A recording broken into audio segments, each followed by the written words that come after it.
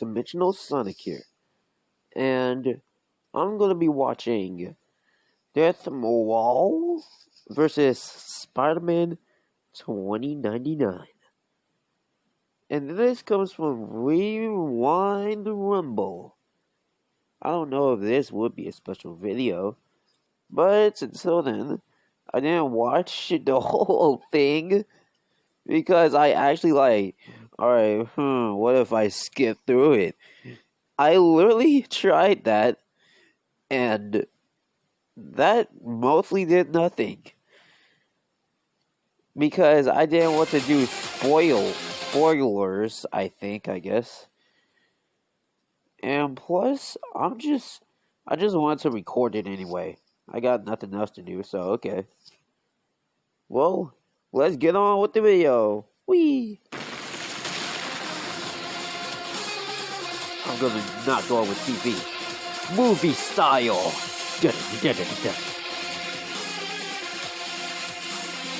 Ooh. And I like the intro.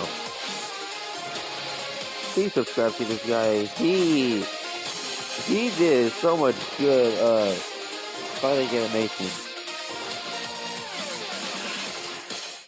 Having good reflexes is a very important facet when it comes to dodging attacks and in overall combat. No one knows reflexes better than these Disney-owned properties. Spider-Man 2099 Miguel O'Hara and the Dathomirian Zabrak Darth Maull. But ironically, Miguel doesn't even have Spidey sense, so let's just stick with the lit concept of Disney owning everything, including these two characters. Speaking of lit, I would like to share with you my favorite wallet, the Ridge Wallet. It's light, sleek, and industrial. It doesn't fold or awkwardly bulge in your back pocket. It's actually designed to fit easily into your front pocket. The wallet holds up to 12 cards plus cash. There are over 30 different colors and designs from carbon fiber, burnt titanium, and aluminum navy. This wallet is extremely durable, and each wallet comes with a lifetime warranty. You could buy this wallet once and carry it for life. The Ridge team is so confident that you'd like it that they'll let you test drive it for 45 days, and you can send it back for a full refund if you don't love it. Ridge also has many other amazing products as well, such as phone cases and backpacks. Get 10% off today with free worldwide shipping and returns by going to ridge.com/rumble. For better That's case, just in case. And use code RUMBLE. It is going to get a little shaky. Okay, never below. mind. Thanks to Ridge for sponsoring this video. In the year 2099, Miguel O'Hara, head of the genetics department at Alchemax Corporation, had his DNA rewritten with the genetic code of a spider. Yes, it's quite a bland origin story, but still a little more unique than getting bitten by a radioactive spider, like literally every other Spider-Man. Because of his rewritten DNA, he now has the power of a spider's strength, speed, and agility. Plus, he is the Spider-Man of tomorrow, here to save the day today. In terms of agility, he is compared to the Spider-Man we all know and love, Peter Parker. His vision is also excellent as he can see otherwise impossible things to the average human eye. And in terms of healing factor, he does have minor regeneration powers. Miguel is also insanely strong. His claws are capable of easily tearing through swords, guns, and he was also capable of cutting off Venom 2099's arm. He is also stated to be on par with the Peter Parker Spider-Man in terms of strength, and Peter has been stated to lift up to 10 tons. Spider-Man 2099 is also quite fast. He is also not only comparable to Peter, who is fast enough to dodge lightning, but also tag Quicksilver and dodge an optic blast, putting him at the very least base FTL in terms of reaction speed. He has also proven that he can go this fast as he effortlessly snagged a pair of missiles while midair. His fangs and claws are super strong as they're capable of tearing through concrete. He can also shoot webbing like any other Spider-Man, and he shoots it through his spinnerets. Unlike Peter's webs, which are artificial in the comics, Miguel's webs are completely organic, similar to Sam Raimi's Spider-Man in the movies. As for durability, Miguel survived an attack from the 2099 version of Mjolnir. This version easily busted through buildings as if they were nothing. Miguel has also fallen off a large building and survived. Not only that, but right after he'd fallen, he got right back up effortlessly, but of course he has his limits and his weaknesses. Speaking of weaknesses, his eyes are extremely sensitive, as they can easily be blinded by light, and even though his webbing is organic, in a long drawn-out fight he can actually run out of web and would have to create more over time. Darth Maull is a Dathomirian Zabrak, as well as the apprentice of Darth Sidious, aka Emperor Palpatine, or at least he was until he was presumed dead after he got beaten by Obi-Wan Kenobi. However, several years after his presumed death, he came back and was stated that he survived purely out of hatred alone. Being one of many Sith Lords, Maull has plenty of Sith Lord powers, such as enhanced senses, telepathy, the power to lift things telekinetically, and he has even shown the power to control others with the power of the Force. He has even shown... So he's trying to be like Silver. Okay. I guess. Star Wars. Yeah, I'm not gonna question it. To use his mind to understand technology and manipulate its systems. Telekinesis. And of course, we Where can't does forget that about come the iconic from? dual-edged lightsaber. And he's quite skilled with this thing, especially when he wants to get up close and personal Pretty with questionable. his foes. He may only have the physical strength of a peak human, but thanks to the Force, he can easily make up for it. He is comparable to Count Dooku in terms of Force strength, both of which have used it to destroy everything around them and even bend metal, with overpower General Grievous in a contest of strength. Don't cheat, guys, that's not fair. He is also extremely skilled, proven as he has not only killed Obi-Wan's master, Qui-Gon Jinn, but he's also fought on par with Ahsoka Tano, Obi-Wan Kenobi, and several members of the Jedi Council. Maull is fast enough to dodge lasers, which if these are plasma blasts, they should be massively hypersonic plus, but if they are actual lasers, that could easily put him at FTL but only in reaction speed. As for actual travel speed, his best feats are subsonic, and that's being quite generous. Durability is not one of Maull's greatest strengths. He is on par with other Dathomirian Knight brothers,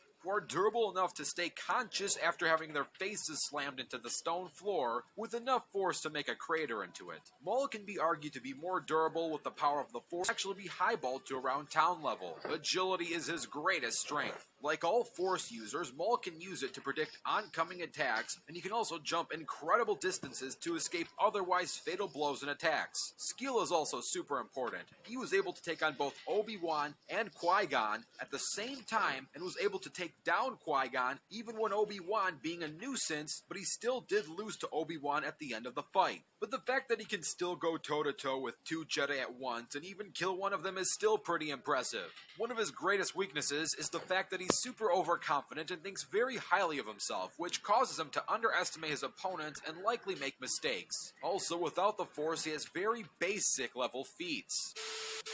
And now, let's get ready for the fight. This battle will take place on Earth, and remember, there is no prep time. Let the battle begin. Let's do this.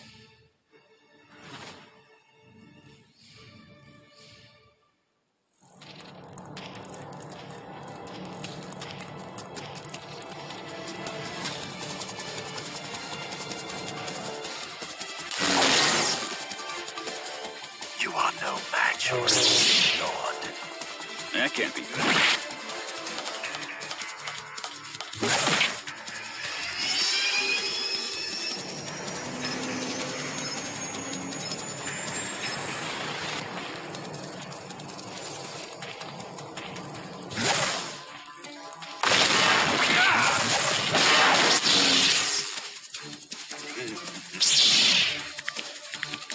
What are you supposed to be? Well, at least I found it. So, what's the master plan?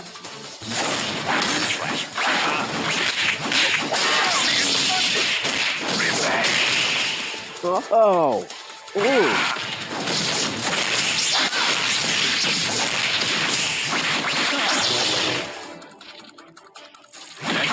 Ooh, nice dodge.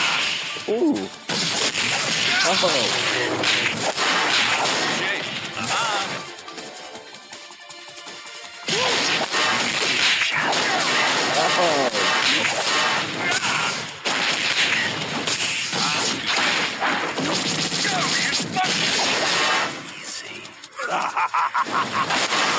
Oh!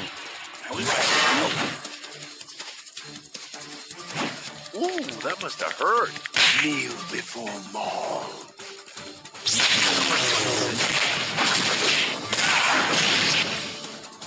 Oh.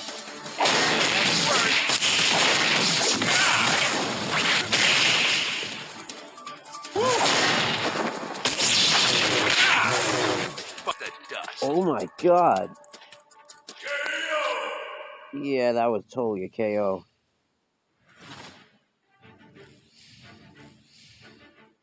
Hopefully you enjoyed that animation, and if you did, super special thanks to Team Animation Rewind's Gabriel M. I'd also like to give a huge thanks to the Mecha Gamer for helping out with the research/notes for the pre-analysis script. Thanks, and enjoy the post-analysis. Okay. Spider-Man had 2099 problems, but Darth Maul ain't one.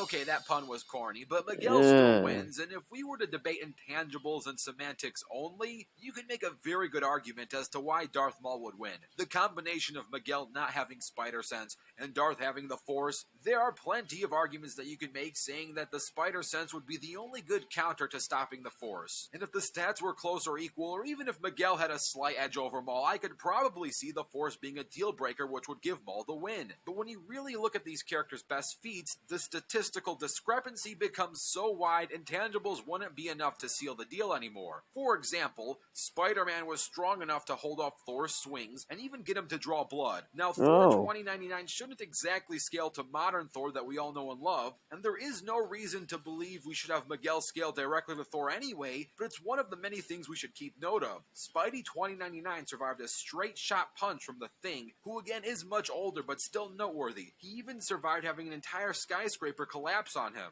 He was strong enough to slice off Venom 2099's arm, and he also survived Thor smashing him through 4 walls, choking him, and smashing an entire building on him. If I were to lowball these feats, surviving a direct punch like that from the Thing in his prime had a lot of consistent mountain level feats, and even on the upper ends you could argue moon and planet level stuff, but on the low end at the very least city level feats. Thor is a can of worms, but in his prime and on the low end, he had consistently low planet level feats, and that's being low, and I'm not going to be the guy to say that Spider-Man 2099 scales directly to Thor, because I wouldn't say that Peter Parker scales directly to his version of Thor, but having multiple instances of him surviving both the Thing, Thor, and one-shotting off Venom's arm, I think it is fair to say that Spider-Man 2099 at the least is city level. Darth Maul should easily be above Qui-Gon Jinn, which puts him above town level, and if he scales directly to Darth Vader, his highest would be large planet level, since the Force was strong enough to stop an entire planet from exploding. But if I have to be honest here, I don't think it's fair to have him scale directly to Vader. To quote Pre-Rosa, Anakin was born to bring balance back to the Force. Darth Vader is the chosen one, and his connection to the Force is thus unparalleled. Darth Maul himself admitted he wasn't capable of facing Vader alone in Star Wars Rebels, and while the story in question is no longer a part of the official Star Wars canon, Darth Vader fought and defeated Maul in comic Star Wars Tales issue number 9. In the end, the only one who could get close enough to Darth Vader and reach the man inside was Luke Skywalker. If you want me to wank Darth Maul directly to Vader, it would only be fair to wank Spider-Man 2099 directly to Thor, since in that battle he was quite on par with him and got him to bleed. But I'm not doing that anyway. The final point is, if we direct scale both of them, which is wank, Spider-Man would still win, and if we don't do it to either, Spider-Man would still win, making the winner of this Rumble, Spider-Man 2099. On the next episode of Rewind Rumble.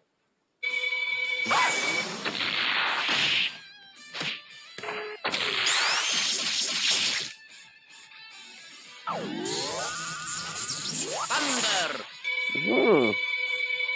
Evil versus evil. Wow. I'll go watch that video if they make it. Well, like and subscribe if y'all want some more content. I might do more reaction videos until then. I don't know yet. But if we reach 10 or 20 likes, then I'll try my hardest to do a scary video. I know that Halloween already passed, and I was thinking that I would make a Halloween video, but I couldn't. Well, it's gonna happen. So yeah, please like and subscribe.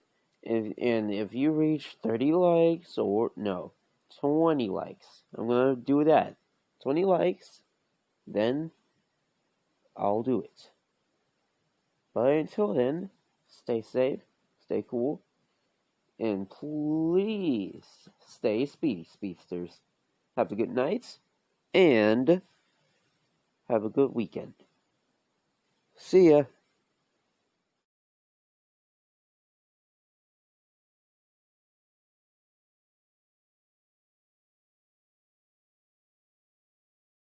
Hellcat.